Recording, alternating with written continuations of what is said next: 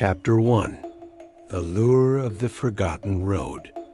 Dr. Evelyn Reed, a woman whose sharp intellect was as finely honed as her skepticism, considered herself a cartographer of the past, meticulously charting the forgotten corners of American history.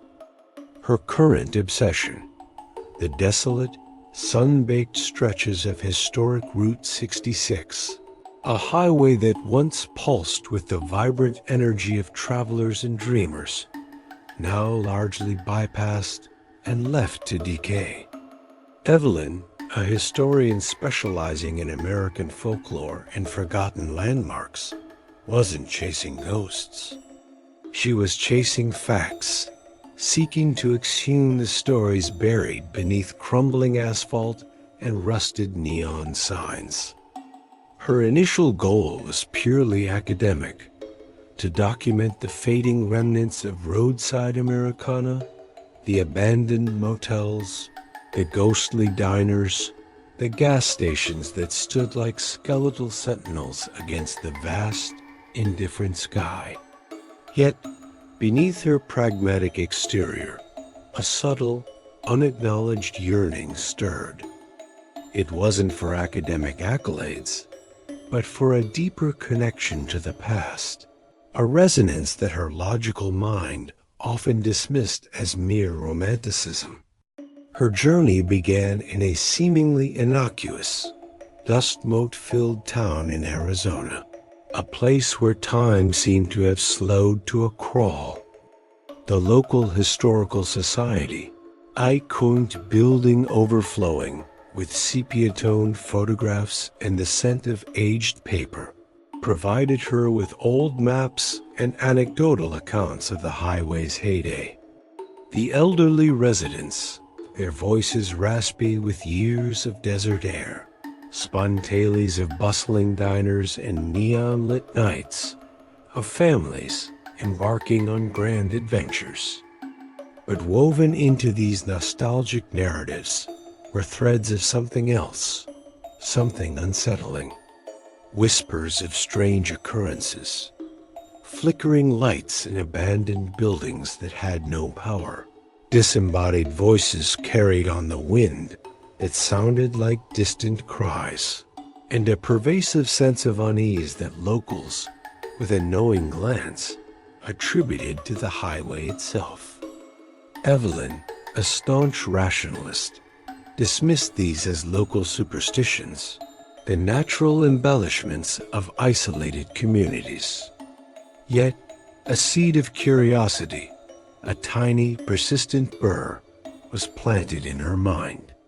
One evening, as the desert sun bled into a bruised purple twilight, Evelyn found herself driving a particularly desolate stretch of the old highway, miles from any sign of life.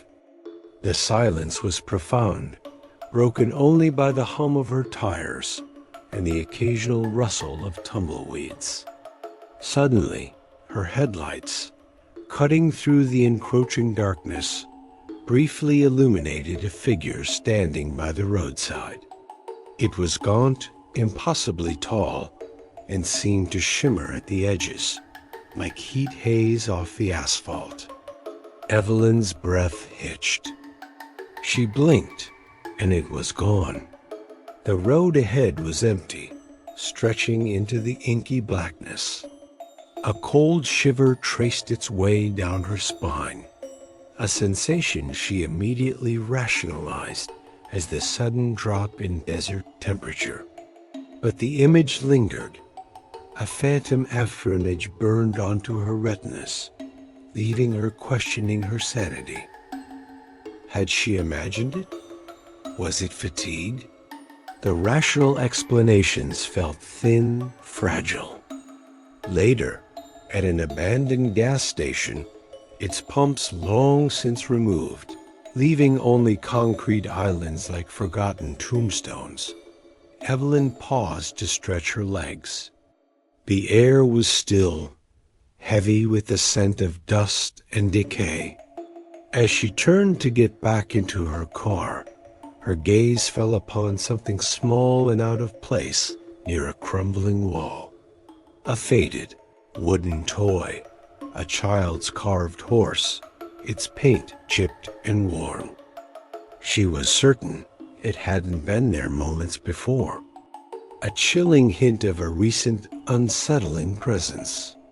She picked it up, the wood surprisingly cold against her fingers, and a wave of profound sadness, almost a sense of loss, washed over her. She quickly dropped it, dismissing the feeling as an overactive imagination, a byproduct of the eerie surroundings. But the seed of curiosity, now watered by unsettling experiences, began to sprout. The unsettling events of the road began to seep into her nights. Vivid waking nightmares plagued her sleep, dreams of endless asphalt stretching into a suffocating darkness, of disembodied hands reaching for her from the shadows. She'd wake in a cold sweat, her heart hammering against her ribs, the line between dream and reality blurring. These intrusive thoughts, these vivid, terrifying images, contradicted everything her rational mind believed, making her doubt her own perceptions, her own sanity. She found herself meticulously rechecking her research notes, as if the answers to her growing unease lay hidden within the dry historical facts. Then came the postcard. It arrived anonymously, tucked into her motel room door. Its aged, sepia-toned image depicting a stretch of Route 66, eerily similar to the one where she'd seen the figure. The message, scrawled in faded ink, was cryptic. The road remembers. So should you. Don't dig too deep. It was phrased in a way that made her question if it was a prank or something more sinister. The paper felt ancient, the ink almost bleeding into the fibers. Evelyn, despite her growing unease, couldn't shake the feeling that this wasn't a random act. It felt personal, a direct warning. She tucked it into her research bag, a new, unsettling piece of the puzzle. Later, while sifting through old photographs at the local historical society, a seemingly innocuous image caught her eye. It was a group shot from the 1950s, a family posing in front of a shiny new car on Route 66. But one of the faces in the background, a young woman with a striking resemblance to Evelyn herself, sent a jolt through her. The same eyes, the same subtle curve of the lips. It was unsettling, almost impossible. She dismissed it as a trick of the light, a coincidental likeness, but the image lingered in her mind, a silent question mark. Was this just a strange coincidence, or was the highway, in its own malevolent way, drawing her into its dark history, hinting at a deeper personal connection to the very ghosts she sought to understand? The road, it seemed, was not just a path through the landscape, but a living, breathing entity, and Evelyn Reed, the skeptical historian, was slowly, irrevocably, becoming part of its terrifying narrative. Chapter 2. Whispers on the Wind. Evelyn's initial dismissal of the local superstitions began to fray at the edges as she delved deeper into her research.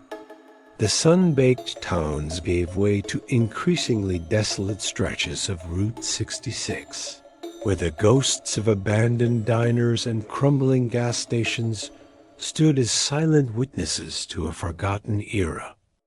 Her academic pursuit, once a shield against the irrational, now felt like a magnet drawing her closer to the very phenomena she sought to debunk. She spent hours in dusty county archives, poring over microfiche and brittle newspaper clippings. What she found was disturbing: a disproportionate number of disappearances along specific, isolated stretches of the highway, particularly near the very abandoned towns and forgotten landmarks she was documenting. These weren't just isolated incidents.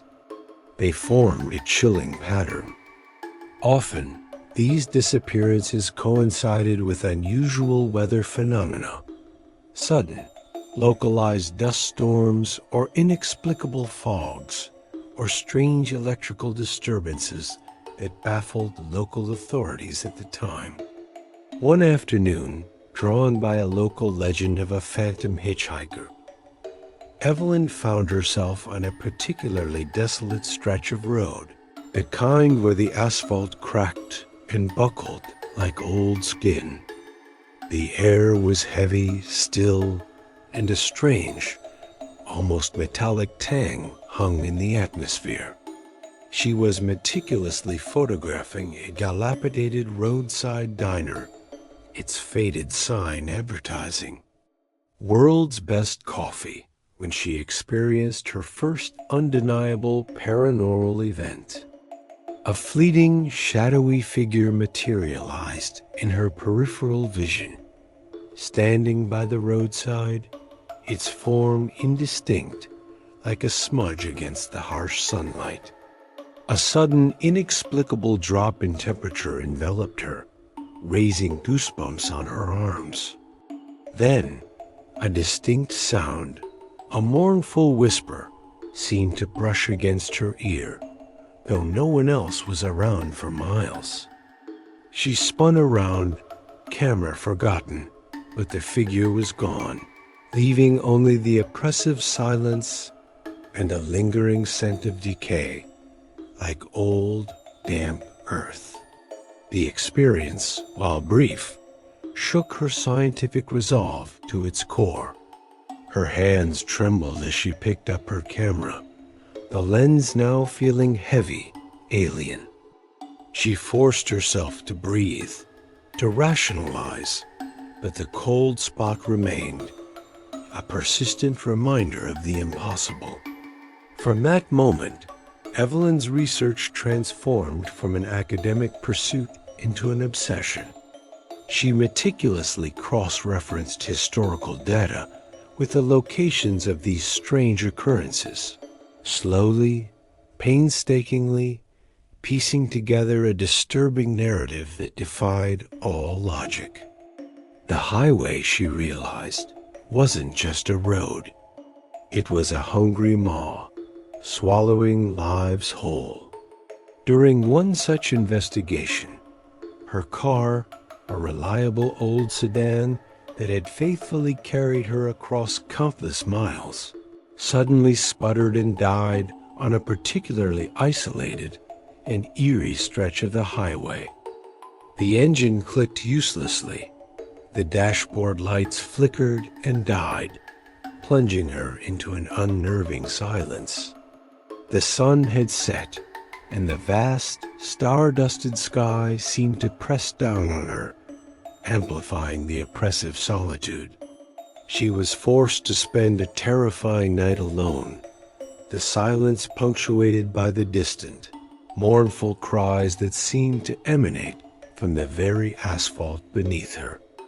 Shadows danced at the edge of her vision, and the air grew heavy with an unseen presence.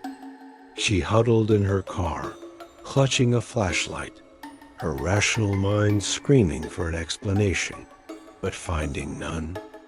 The next morning, exhausted and shaken, Evelyn managed to flag down a passing truck.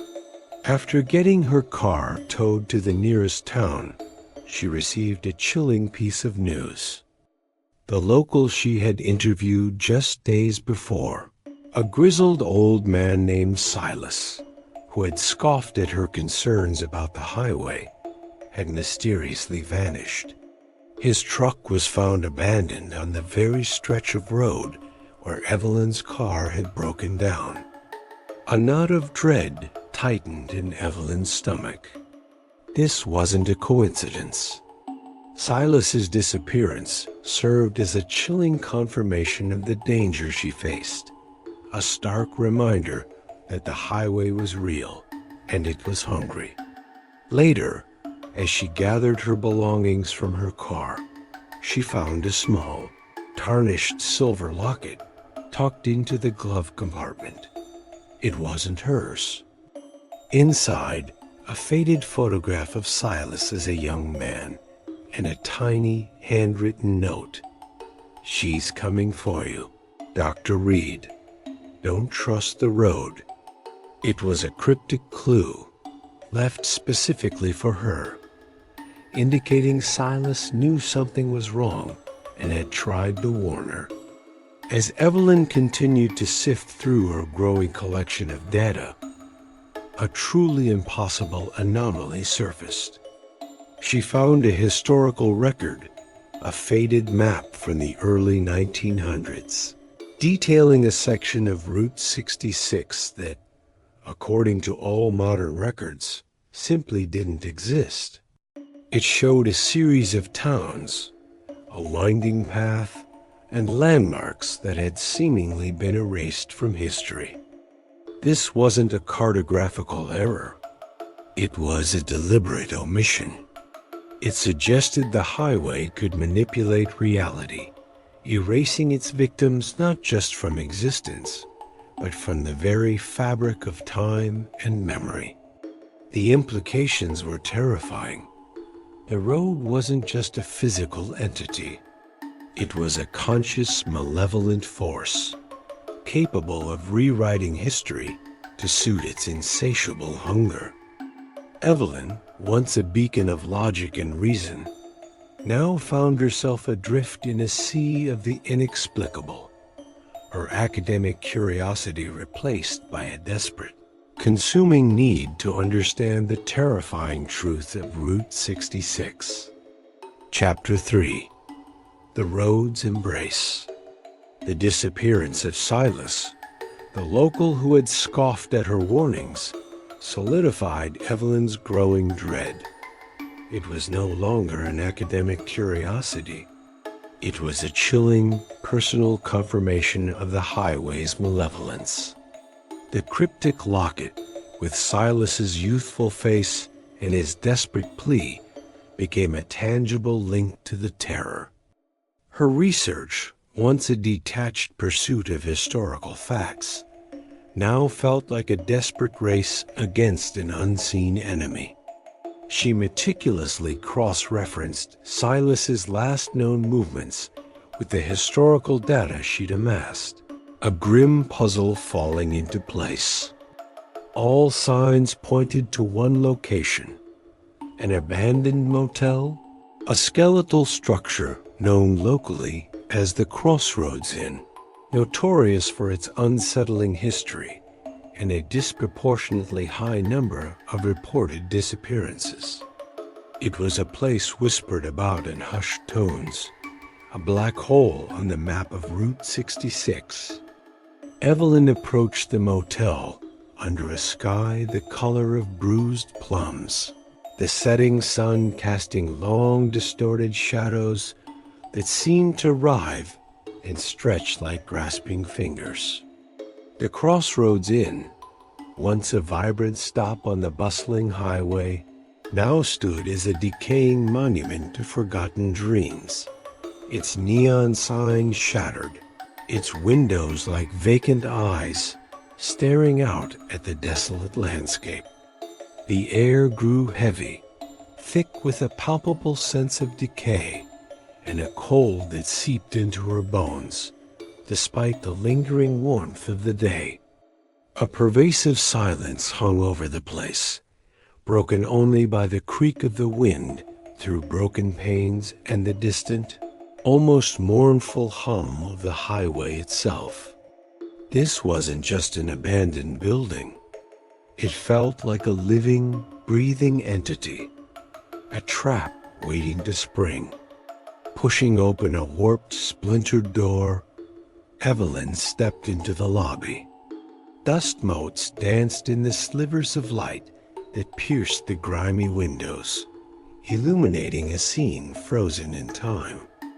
A reception bell, coated in a thick layer of grime, sat on a counter next to a faded, dog-eared guest register. She flipped through the brittle pages, the names and dates, a roll call of the forgotten. Many entries ended abruptly, with no corresponding checkout date. Personal belongings lay scattered. A child's forgotten teddy bear, a woman's silk scarf draped over a chair, a man's half-empty coffee cup on a dusty table, each a silent testament to lives interrupted, consumed. The atmosphere pressed in on her, a suffocating weight of lingering despair. She felt a growing sense of being watched, a cold presence that seemed to seep from the very walls, raising the hairs on her arms.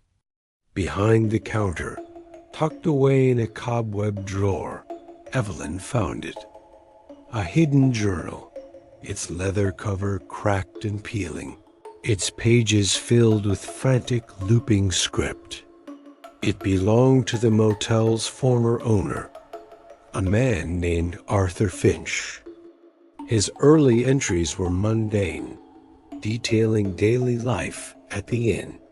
But as Evelyn read on, the tone shifted, growing increasingly bizarre and terrifying. Arthur detailed encounters with an unseen presence, a malevolent force that seemed to emanate from the highway itself. He described flickering lights, disembodied whispers, and the chilling sensation of being touched by unseen hands.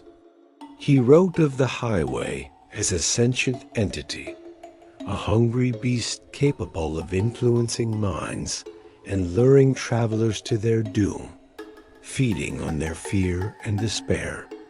It whispers promises, one entry read, of endless roads and eternal journeys, but it lies. It only wants to consume.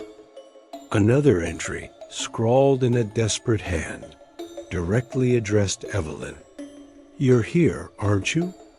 I feel you. The road brought you. It wants you.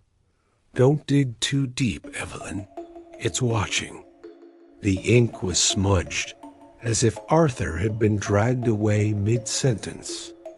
A chill colder than any she'd felt before gripped Evelyn. The journal wasn't just a historical document. It was a living, breathing warning, a direct message from the past, implying the highway had been watching her for a long time, actively influencing her journey, drawing her into its web. As Evelyn continued to explore the motel, the psychological toll of her research began to manifest in terrifying ways. The dreams she'd been experiencing intensified, becoming vivid, disturbing nightmares that felt like memories, glimpses into the final desperate moments of those who had vanished on the road. She'd wake up screaming, convinced she was still trapped in the motel, the phantom scent of decay clinging to her. One morning, she found faint, unexplained bruises on her arm, mirroring injuries she'd sustained in a dream. The lines between reality and the supernatural blurred, her rational mind struggling to maintain its grip. The motel itself seemed to become a character, actively trying to trap her. Doors slammed shut behind her, lights flickered erratically, and the temperature plummeted to an unbearable cold, forcing her to pull her jacket tighter. She felt the walls breathing, the shadows moving with malevolent intent, as if the very structure was alive, an extension of the highway's predatory will. Then, a truly horrifying discovery. She pushed open a door to what she thought was another guest room, only to find herself staring into a perfect, untouched replica of her own bedroom. Her books were on the nightstand, her clothes draped over a chair. Even a half-finished cup of tea sat on her desk. It was an impossible, chilling mirror image, suggesting the highway had invaded her personal space, mirroring her reality, and was now playing a cruel psychological game. Evelyn stumbled back, her heart pounding, the air thick with an unseen presence. The motel was not just a place of past horrors. It was actively trying to break her, to consume her, to make her one of its own.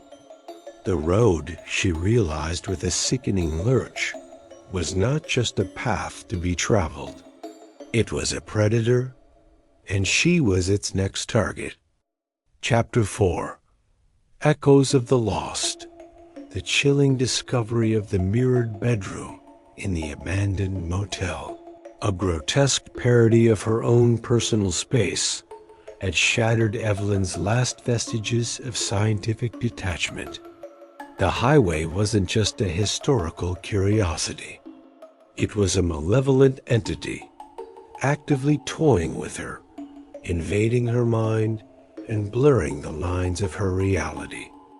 The cryptic postcard and the impossible photograph in the Historical Society now screamed not of coincidence, but of a deliberate, terrifying connection. Driven by a desperate, almost feverish need for answers, Evelyn knew she couldn't rely on dusty archives alone. She needed a living witness, someone who had faced the highway's hunger and survived. Her research had hinted at such a person, a reclusive former highway patrol officer, now an elderly man living off the grid, who had patrolled Route 66 during its peak, a time when the disappearances were at their most rampant. His name was Jedediah, Jed Stone, and he lived in a ramshackle cabin nestled deep in the desolate, forgotten hills off a barely there dirt track, miles from any paved road. The journey to his cabin was a test of Evelyn's resolve. The road narrowing, the trees pressing in, the silence growing heavier with each mile. When she finally found him, Jed was a gaunt, weathered man, his eyes holding the haunted look of someone who had seen too much. He was initially reluctant to speak, his voice a gravelly whisper, his movements slow and deliberate. He had buried his past, he said, buried it deep beneath the dust of the desert. But Evelyn's persistence, her own palpable fear and growing understanding of the highway's secrets, eventually broke through his defenses. She spoke of the patterns, the whispers, the chilling sense of being watched, and in her words, Jed saw a reflection of his own torment. The shared burden of the highway's malevolence forged an uneasy alliance between them. Jed recounted chilling tales, his voice gaining a strange, hypnotic quality as he spoke of inexplicable accidents where cars simply vanished, leaving no trace. He described sudden, disorienting shifts in the road's appearance, stretches of asphalt that would twist and turn, leading drivers into impossible dead ends or back to where they started, as if the highway itself was playing a cruel game. He spoke of the unsettling feeling of being followed by an unseen force, a cold presence that would settle in the passenger seat, its breath a frigid whisper against his ear. He, too, had seen the shadowy figures, fleeting glimpses in his rearview mirror, and heard the mournful whispers carried on the wind.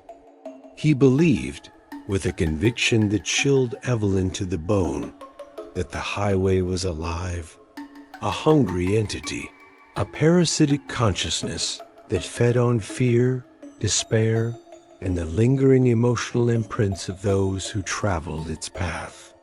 Once the road has its sights on someone, he rasped, his eyes fixed on some distant horror, it never lets go. As Jed spoke, a sudden, violent dust storm whipped up out of nowhere, a swirling vortex of ochre and red that engulfed the cabin, plunging them into a suffocating darkness. The wind howled like a banshee, rattling the windows, threatening to tear the flimsy structure apart. Within the swirling dust, Evelyn and Jed saw fleeting, distorted images. Faces contorted in agony, hands reaching out, mouths open in silent screams. They were the highway's victims, their spectral forms trapped within the storm, their torment echoing through the swirling dust. Jed cried out, a guttural sound of pure terror, as he was seized by a sudden, debilitating flashback. He relived a traumatic encounter with the highway, a moment when he had almost been consumed, his mind fractured by the entity's power. He writhed on the floor, his body convulsing, showcasing the highway's enduring psychological grip, a torment that had never truly left him. The dust storm subsided as abruptly as it had begun, leaving behind a thick layer of red dust and an unnerving silence. Jed lay still, his breathing shallow, his face ashen. Evelyn knelt beside him, her heart pounding. He looked up at her, his eyes wide with a desperate urgency. I made a pact, he whispered, his voice barely audible. To save myself, I had to. Not interfere. He choked, a rattling sound in his chest. It collects. With a final, shuddering breath, Jedediah Stone succumbed to a massive heart attack, a direct result of the highway's psychological torment, leaving Evelyn isolated and truly alone in her fight. His death was not just a tragedy. It was the highway collecting on its pact, a chilling confirmation of its insidious power. He wasn't just a victim who escaped.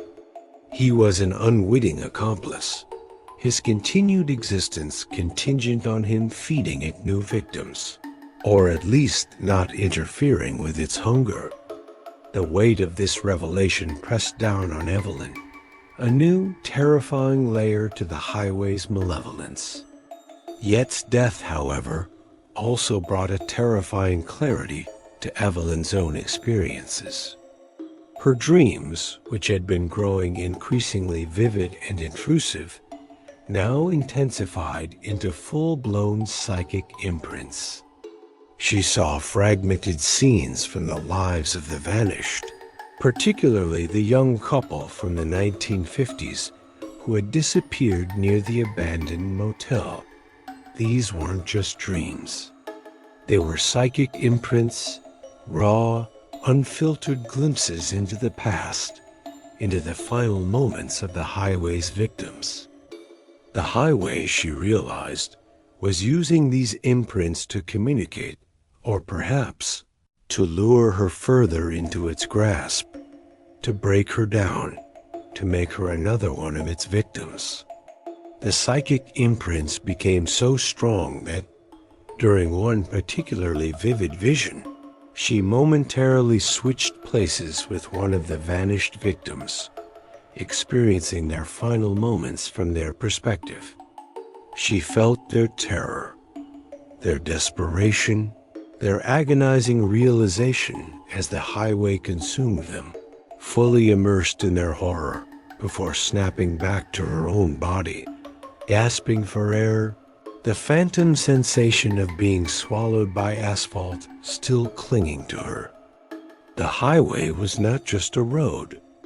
It was a sentient, predatory entity, and Evelyn Reed, the skeptical historian, was now inextricably bound to its terrifying, hungry existence.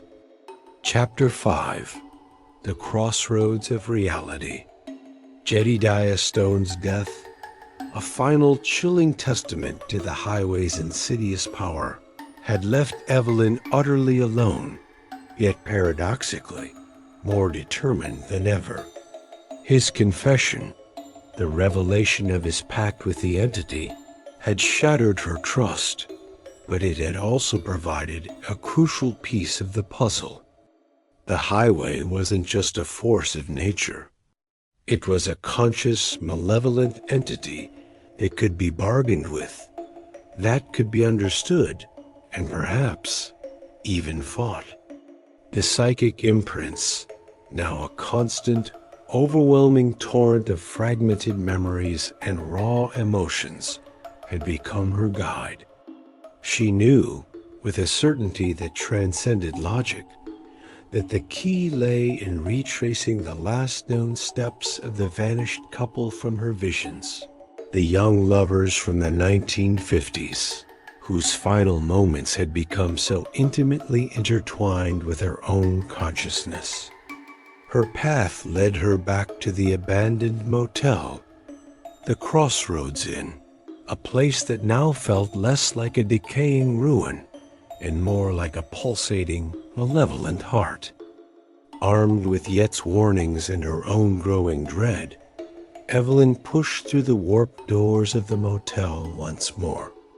The air inside was thicker, colder, the silence more profound, as if the very atmosphere was holding its breath. The dust motes still danced in the weak light, but now they seemed to swirl with a purpose, coalescing into fleeting, indistinct shapes at the edge of her vision.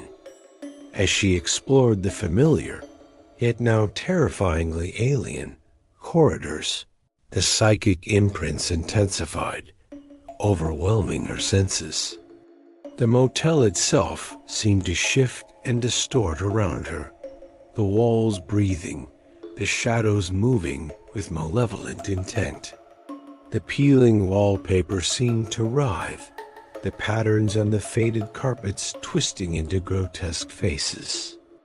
She could hear the faint strains of 1950s rock and roll, the distant laughter of the vanished couple, their voices echoing through the empty rooms, drawing her deeper into their tragedy. Then it happened. A full-blown hallucination, so vivid, so real, that it swallowed her whole. She was no longer Evelyn Reed, the historian. She was the young woman from the 1950s, her heart pounding with youthful exuberance, her hand clasped in her lover's. They were laughing, dancing in the motel's dimly lit ballroom, the music a vibrant pulse in the air. But the joy quickly curdled into terror. The music became distorted, a discordant shriek. The ballroom twisted, the walls closing in, as shadows elongating into grasping claws. She felt the cold, suffocating embrace of the highway, its tendrils wrapping around her, pulling her down. She experienced the couple's final moments, their fear, their desperation, their agonizing realization as the highway's influence closed in on them, consuming them, body and soul. She felt the asphalt beneath her, not as a road, but as a living, hungry maw, its rough surface scraping against her skin, its darkness swallowing her light. The terror was absolute, primal, and she screamed, a sound that tore from her throat, echoing through the empty motel. When she snapped back to her own reality, gasping for air, the phantom sensation of being consumed still clung to her, a visceral memory that would forever haunt her. Shaken but resolute, Evelyn continued her search, drawn by an instinct she couldn't explain. She found it in a hidden compartment behind a loose floorboard in one of the motel rooms, a room that had once been the couple's. It was a chilling trophy room, a collection of personal items from other vanished travelers, a child's worn teddy bear, a woman's delicate locket, a man's tarnished pocket watch. But this was no ordinary collection. Among the mundane, she found items that sent a fresh wave of nausea through her. A lock of braided hair, still tied with a faded ribbon, a dried, shriveled human finger, and cryptic messages scrawled on the walls in what looked like dried blood. Mine, all mine, the road remembers. It was a grotesque display, a testament to the highway's predatory nature, its insatiable hunger. Each item was a silent scream, a lingering echo of a life consumed. The sheer depravity of it, the cold, calculated cruelty, solidified Evelyn's resolve. This wasn't just a ghost story. It was a battle against a monstrous, sentient evil. Among the macabre collection, Evelyn found a faded photograph, its edges curled with age. It was a picture of the patrol officer, Jedediah Stone, from his youth, standing not just next to the vanished couple, but actively participating in their disappearance. He was holding a tool, perhaps a wrench, and seemed to be leading them towards a dark, indistinct opening in the side of the road. His face, even in the grainy photograph, held a chillingly detached expression. The revelation hit Evelyn like a physical blow. Jed wasn't just a victim who escaped. He was an accomplice, a willing participant in the highway's gruesome feast. His confession, his sacrifice, now felt like a final, desperate act of atonement. A desperate attempt to cleanse his soul before the highway collected its final due. The betrayal, the manipulation, the sheer depth of the highway's influence sent a fresh wave of paranoia through Evelyn. If Jed, a man who had fought the highway for decades, could be corrupted, who else was under its sway? Who could she trust? Evelyn's sanity, already frayed, began to unravel here. The motel's mirrors, once reflective surfaces, now showed her distorted reflections. Sometimes her face was aged, gaunt, her eyes hollow, like one of the highway's victims. Other times, her reflection was a fleeting, shadowy figure, a ghost of her former self. The highway's influence was everywhere, even when she was away from it, leading to a pervasive paranoia and distrust of others. Every shadow seemed to hold a lurking threat, every whisper on the wind a malevolent message. She was trapped, not just within the motel, but within the highway's psychological grip, its tendrils reaching into her mind, twisting her perceptions, making her question everything she thought she knew. The road, it seemed, had not just consumed its victims. It had consumed their very essence, their memories, their identities, and now it was coming for hers. The final reflection she saw in a cracked mirror was not her own, but the young woman from the 1950s, her eyes wide with terror, her mouth open in a silent scream, foreshadowing Evelyn's potential fate. The Crossroads Inn was not just a place of past horrors. It was a crucible, and Evelyn Reed was being forged in the fires of its malevolence, her own identity slowly eroding under the relentless assault of the highway's hunger. Chapter 6. The Highway's Hunger. The revelation about Jedediah Stone's past, his horrifying pact with the highway, had shattered Evelyn's trust and deepened her sense of isolation to an unbearable degree. The man she had seen as a potential ally, a fellow survivor, was in fact an unwitting accomplice, his life prolonged by the very entity he claimed to fear. The weight of this betrayal pressed down on her, a suffocating blanket of despair. Yet, amidst the crushing realization, a fierce resolve ignited within her. If Jed, a man haunted for decades, could be manipulated, then the highway's influence was far more insidious than she had ever imagined. She confronted him, not with anger, but with a desperate plea for answers, her voice trembling with a mixture of fear and a burgeoning sense of purpose. He confessed, his eyes, now devoid of their earlier haunted look, filled with a strange, almost peaceful resignation. He recounted his lifelong torment, revealing that he, too, was once a victim, lured by the highway's promises of escape, of a new life, only to find himself ensnared in its terrifying embrace. He had managed to escape its full grasp, but at a terrible cost. A silent agreement not to interfere with its hunger, to turn a blind eye to its atrocities.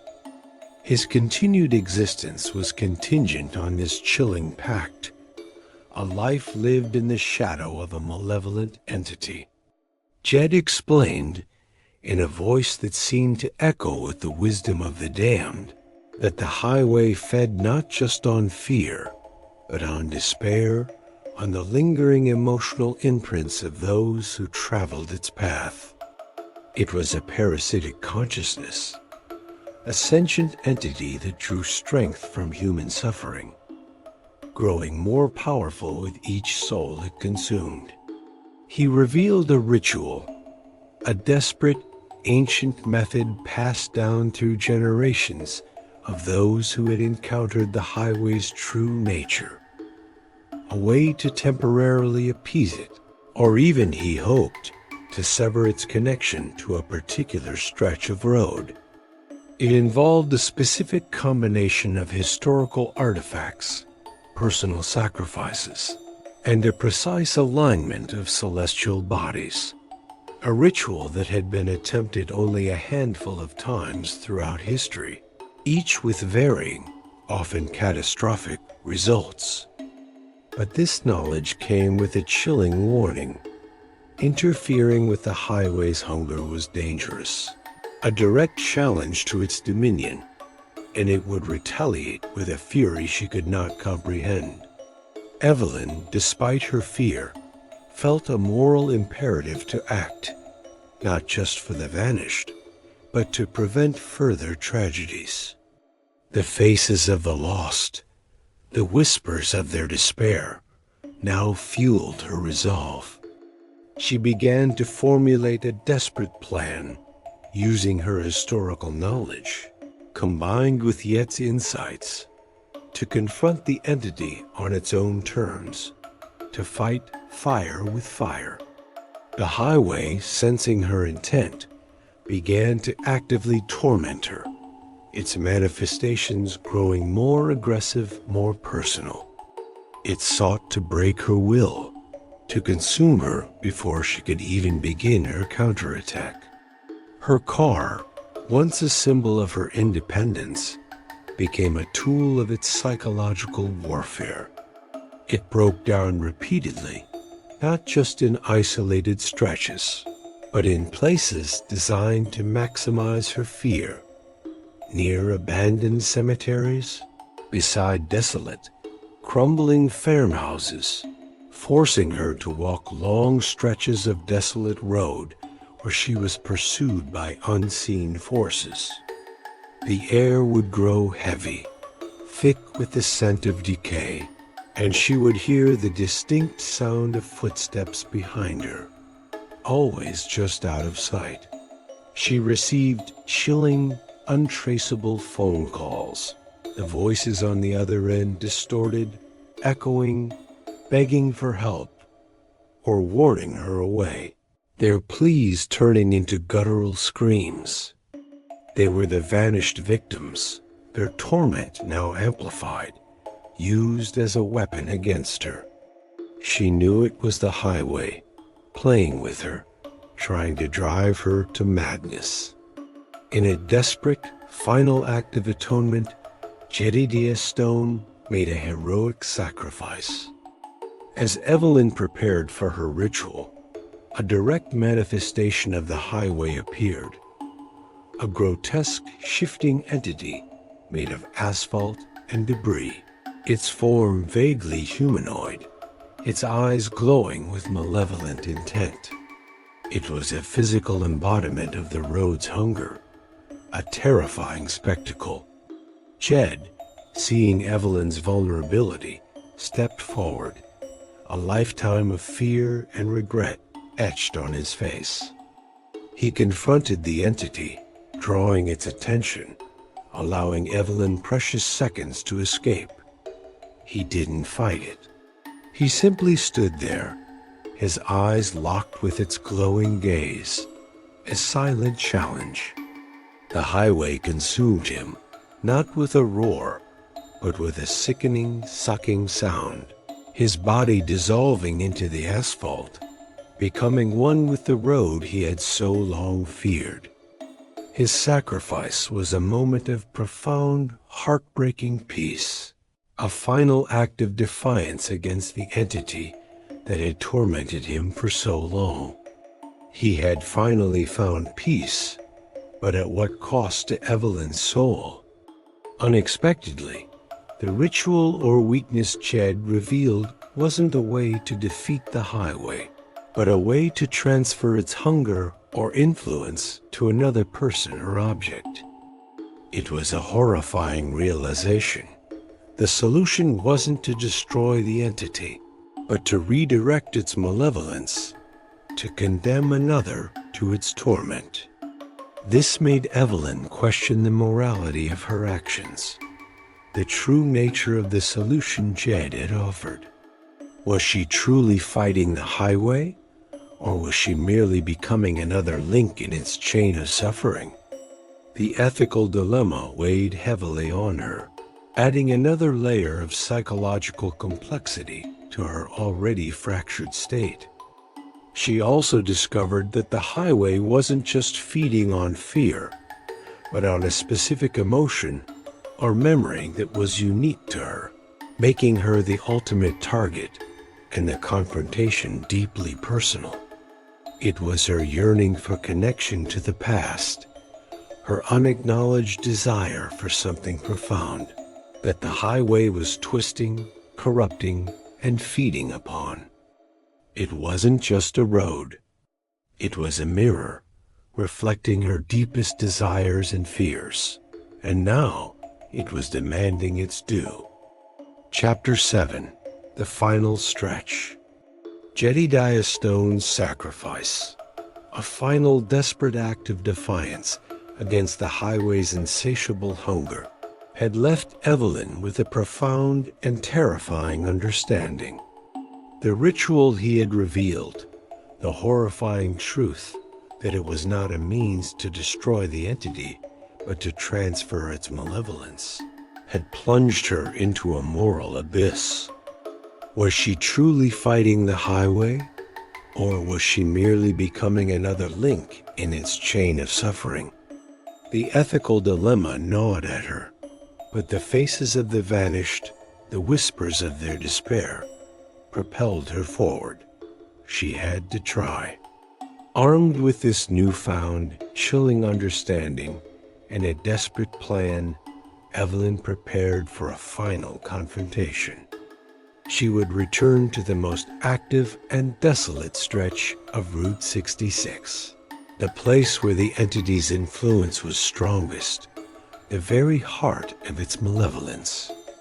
The journey itself was a psychological gauntlet, a relentless assault on her already fractured mind. The highway, sensing her intent, threw every illusion and fear at her. The asphalt seemed to writhe beneath her tires, the lines blurring, twisting into grotesque faces. The roadside attractions, once quaint relics of a bygone era, now appeared as distorted, menacing caricatures, their neon signs flickering with a malevolent glow. She saw the ghosts of its victims, not as fleeting shadows, but as fully formed apparitions, their eyes hollow, their faces contorted in silent screams. They reached out to her, their pleas echoing in her mind, a chorus of despair that threatened to overwhelm her. She heard their pleas, their desperate cries for help, their warnings to turn back, but she pushed through, her resolve hardening with each spectral encounter. Intense moments of disorientation and terror gripped her, the line between reality and hallucination blurring completely. The world around her would shift, colors bleeding, sounds distorting, as if the highway was actively trying to break her, to make her one of its own. She clung to her intellect, to the fragments of her rational mind, using them as an anchor in the swirling chaos. Her courage, forged in the crucible of fear, became her only weapon.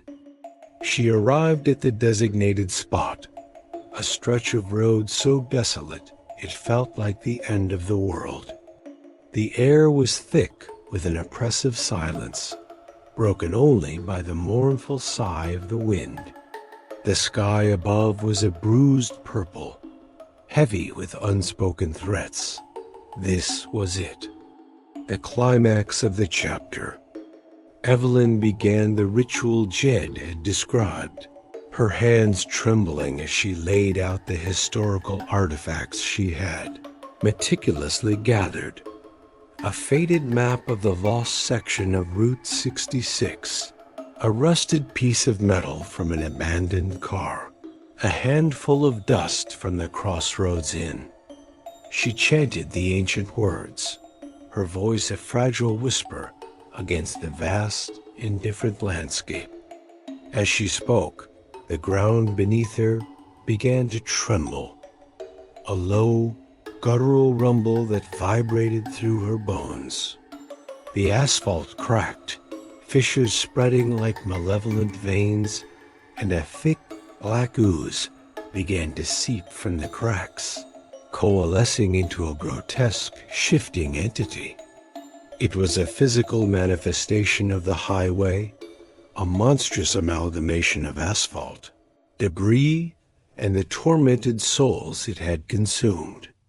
Its form was vaguely humanoid, but constantly shifting, its limbs elongating, its head twisting into a horrifying parody of a human face.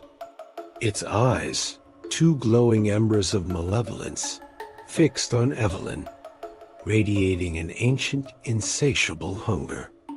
But then, a horrifying realization struck Evelyn. This grotesque, shifting entity, this physical manifestation of the highway, was not the true entity. It was a decoy, a projection, a distraction. The real threat was something far more insidious, more intangible. It was a parasitic consciousness, a primal force that had infected the road itself, feeding on its history, its memories, its very essence. The ritual, she realized, was not designed to defeat this physical manifestation, but to unleash something far worse, a primal force that was previously contained by the highway's own malevolence. The black ooze began to spread, not just from the cracks in the asphalt, but from the very air around her, forming tendrils that reached out, grasping, pulling.